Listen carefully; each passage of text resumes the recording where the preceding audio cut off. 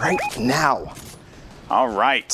So I'm excited because I always just enjoy starting that day off with Europe there.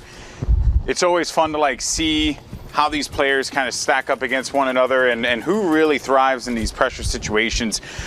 Always a reminder as well that we are jumping into all of the end games, so we're always going to be taking a look at usually Storm Phase 5 and then onward. But for now, though, and also I wonder if that burst SMG is going to play any kind of role today. I messed around with it. I didn't really find much of a use case for myself personally, but I wonder if some of our pro players have found good uses of it. Yeah, I haven't seen too much use in their practice games that they played throughout the week towards the end game, but of course in the early game it is very strong still. I mean, you find it a lot, right? It's common, uncommon, and rare. So in that early game when you pick it up, it's similar to like the uncommon pistol or anything like that, where hey, it'll shred through somebody with no shield. But beyond that, I mean, we do see some usages of trying to get people through the walls and such. Yeah. It's just not, I think that what this does, though, is that it's going to make this weapon right here, the tactical AR, that much more valuable if you do manage to snag that, because now all that light ammo that you probably would have ended up using for that suppressed SMG is going to be able to be used for this tactical assault rifle, right? Yeah. That's the plus of that weapon. The universal key, and that's going to be Darox pushing on in, taking out Morph. And Morphazes ends up going down. Darox gets the cleanup there onto Kenny along with his teammate Item.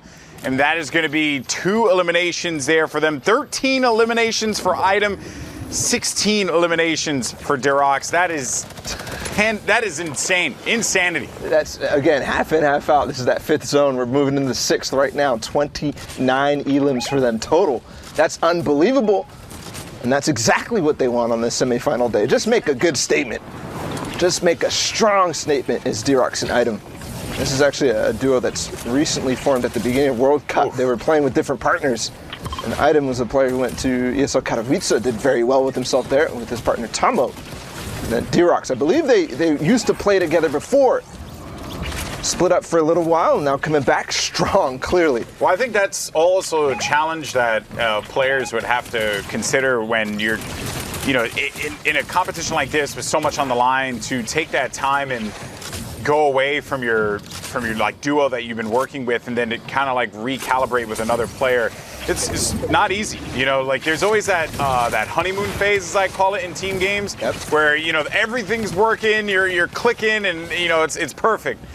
But then when disaster strikes, that's where you see the true might of a duo and how they're going to be able to fight out of like really difficult situations. Kind of like the way that they're going to find themselves in right now. They don't have this high ground, so they want to try and force their way out. That heavy snipe is going to obliterate that wall, thus preventing that player from being able to build any further, but they still should be able to maintain the high ground, which is what's going on here.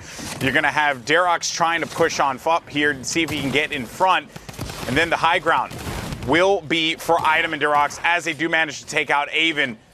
And that's yet another elimination on the board. 35 total for this duo.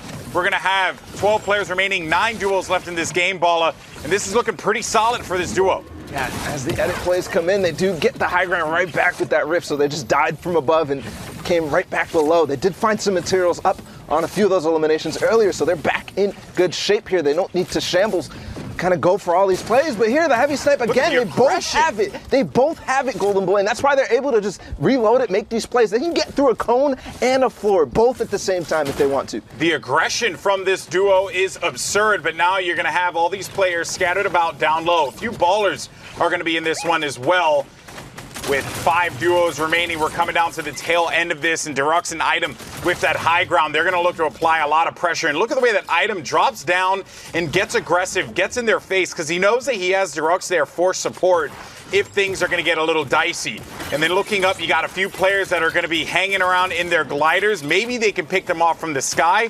And these guys recognize that they cannot drop down simply because those traps are going to be the end of them there, but it's going to be the combat shoddy that connects. And now we're getting down to the final 4 here, and this is looking like a surefire win for this duo. Yeah, here we go. D-Rock's looking for that last one. They do spot him. Where is he going to be able? They still have that heavy snipe, and Item is right below him, so they can make a pitch here possible.